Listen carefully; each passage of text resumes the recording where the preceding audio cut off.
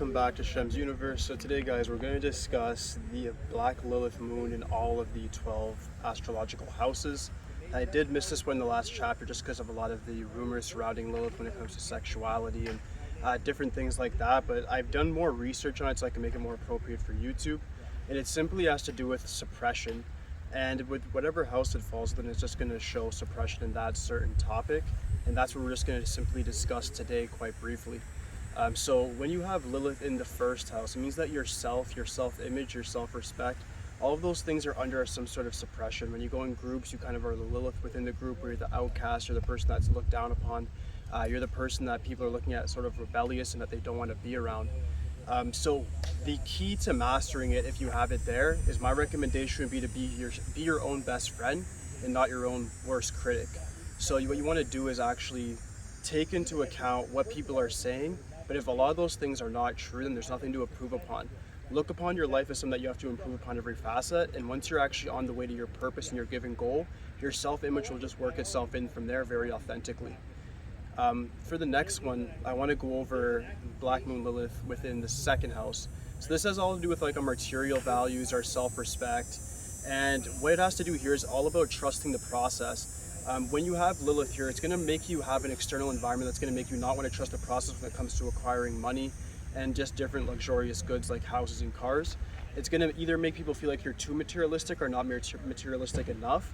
The fine line here is to find balance into what you actually want in your life, and then answer like, why do you actually want it?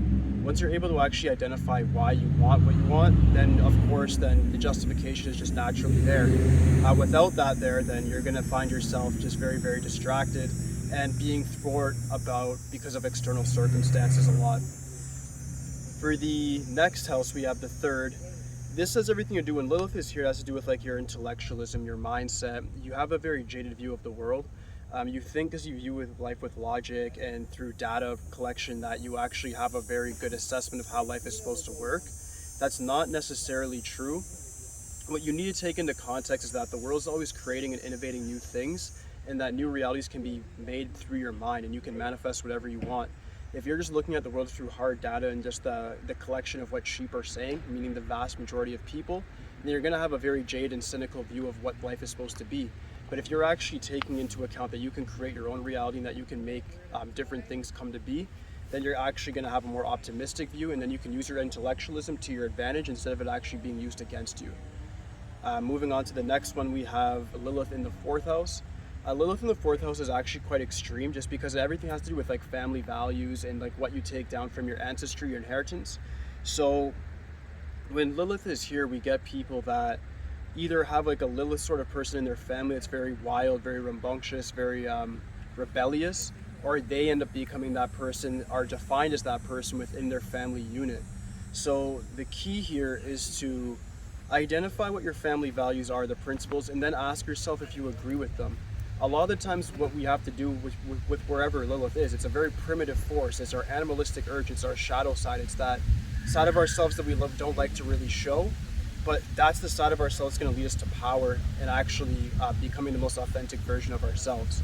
So what you want to do here is look at your family values and identify whether or not you agree with them, and if you don't, then move on. If you do, then you can stick with them, but understand that your family might be a very, very big hindrance in your life, and they might actually prove to be very fatalistic in regards to how you manifest your purpose. So just make sure that you put them in the right category in your mind, and that you're able to mitigate any damages that they may cause.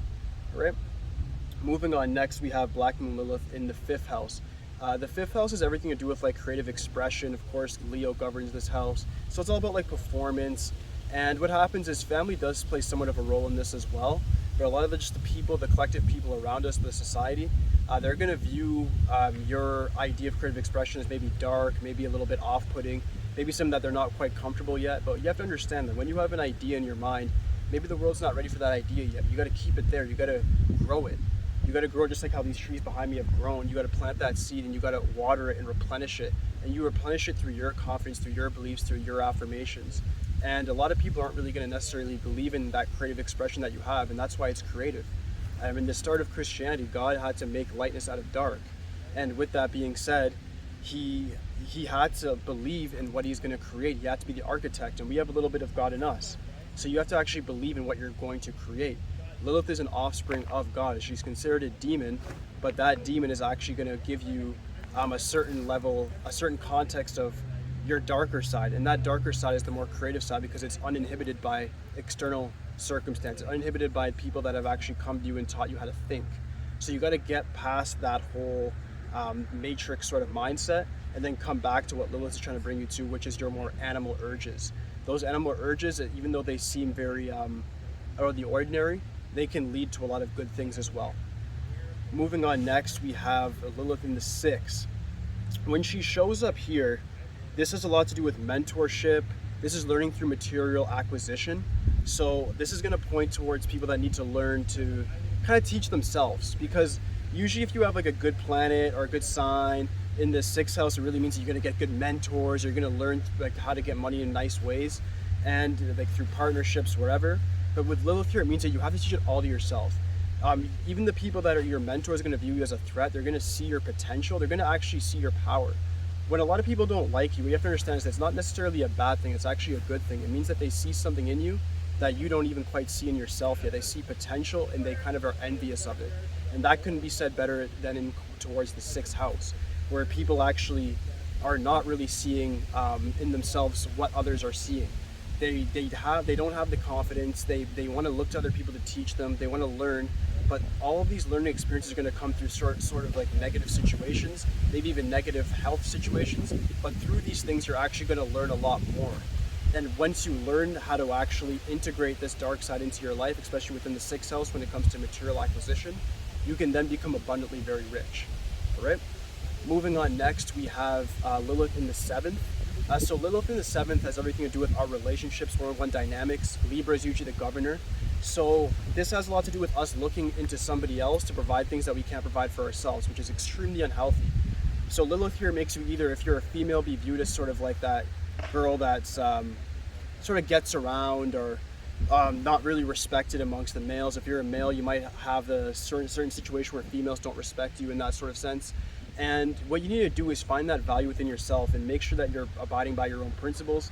Make sure that everything you're doing is justifiable. Remember, this Libra that governs this house, it's all about justice. So make sure that you're living a justifiable life, and then Lilith can do the rest from there with that sort of dark energy. Because once you have that energy integrated into the right thing, and you're using your animal urges not towards just random different feeds, just trying to get satisfaction, you're actually putting it towards a grand purpose and grand realization. You then will find the ideal partner, and the ideal partner will actually appreciate you for your own ideals and your principles. Moving on, next we have Lilith in the 8th house. Has everything to do with just more so, this is where Lilith actually finds her home. So when you have Lilith here, it has everything to do with your animal urges, sex, money, death. So when Lilith is here, this is actually where she's at home. And it just has to do with regeneration and really finding strength within your anger, within your sadness, within your depression, with all those negative emotions, your anxiety, your stress. And these things are meant to be as fuel to you to actually bring forth a better reality and create something new. If you're not willing to actually be influenced by these emotions, you try to deny it, they're there, it's going to be used against you, and you're going to end up destroying yourself in a physical and metaphysical sort of way. So just make sure that you're actually concentrating on your negative energy, your negative emotions, and seeing why they're there. Once you're able to actually assess why they're there objectively and understand the subjectivity beside them, then you're actually going to go a lot further in life. Moving on, next we have Lilith in the 9th. The 9th house has a lot to do with like our ideology, beliefs. This is the house of the core Sagittarius. So this has a lot to do with intellectualism as well. But the whole drawback here is that Lilith will make you be viewed as somebody who either is not religious or you're somebody who might be too into your own beliefs. But either way, it's a suppression of these things. So you're going to probably find it hard to come to your own conclusion on what you believe in, especially when it comes to the afterlife, your spirituality. All these things are going to be tested in this lifetime. So what you have to do is understand that this is a suppression, this is a test to actually test my mental fortitude, which is better known as faith. And faith, when you condense that down, becomes confidence. So what you have to understand is that first you need to find an ideology that you actually deem as justifiable, that you view as realistic, and then have confidence, faith, and actually really go towards that ideology. And then do not let external circumstances that Lilith is going to throw at you thwart you off your belief system. Use your belief system to penetrate through the darkness. Do not let the darkness consume. That's the most practical way I can put that in the 9th. Moving on next, we have Lilith in the 10th house. So our 10th is Capricorn, represented by Saturn. This is everything to do with like status, money, your career. So Lilith here is pretty good as well. Like Lilith in the 8th and the 10th are probably like one of the best, just because anything to do with like Saturn or the number 8 with Lilith, they're very interchangeable, very related. A lot of people overlook this. And when it comes to power and status, you might have a hard time in jobs, professions where you have to work amongst other people, where you have to work for other people. You're going to be naturally not liked. You're going to be viewed as a threat to people higher up in a company. So if you're coming in as just a general laborer, your manager or supervisor is going to look at you and say, this person could probably take my job. They're really competent, they're really charismatic, they're really charming. And even though you have all these great characteristics that's an asset to the company, the staff within that company will naturally not like you. So if this rings a bell, my advice to you is to find entrepreneurship, either find a new job that's going to appreciate your skill set, but more so, I'm going to go back to point number 1, find an entrepreneurial pursuit that you can actually attain. Because once you're able to work for yourself, you don't have to worry about the mitigation of making people like you and delegating tasks to other people. You can then take on full responsibility for yourself, and you're able to actually bring about the results that you want. So this is a very great place to have Lilith, but it just points you towards really working for yourself or working amongst a lot of like-minded people that can appreciate your skill set for what it is. Moving on next, we have it in the 11th. This is interesting. So we have Aquarius here that usually is the guardianship over this house. And this has a lot to do with like people moving in and out of your life, humanitarianism, friendships. And this has a lot to do with just group dynamics. Libra is one-on-one, Aquarius is group. And it has everything to do with groups not really appreciating who you are. And it has to do with you really having to find the right like-minded set of people. So very similar to what I said in the 10th. You need to find like-minded people. The best way to do that is to find a mastermind group. Best way to do that, read books like Magic of Thinking Big or Think and Grow Rich, where you can actually learn how to transform your energy into more useful tasks. Because if you don't use your energy for useful tasks and provide value to the marketplace, to the world as a whole, the world as a whole, I'm sorry to say, is going to hate you. They're going to view you as somebody that they don't want to respect. They're going to view you as somebody that they just don't really have time for. And it's going to make you feel sort of resentful and sort of not wanted. But if you're able to actually overlook those facts and say, hey, I like myself, I love myself for who I am, and I have to move forward with my life and actually get things done, then that's when that Lilith energy is actually going to work for you and then develop the sort of conclusions that you want, probably even bigger than you want. Dark energy is very, very strong, guys. And a lot of people overlook the fact that negative energy actually brings forth more results than positive energy typically does. It usually takes that sense of negativity in your life to then transpire it to something more positive in the future. Last but not least, we have Lilith in the 12th, which is a very detrimental house to have it in. This is really suppressing your spiritual realization, suppressing the whole idea of like hitting your crown chakra, your third eye. And when you actually have that suppression there, it really gets hard to find a belief system like in the 9th, and it gets hard to even trust in yourself or find a sense of being like in the 1, in the 1st house. You're gonna have problems with your self-identity. You're going to have problems with your belief system like in the 9th, and then you're going to have problems actually attaining spirituality as a whole, which is the whole karmic lesson of the 12th, which is Pisces. So that Piscean nature, it's going to suppress your intuition, make you not want to believe in it.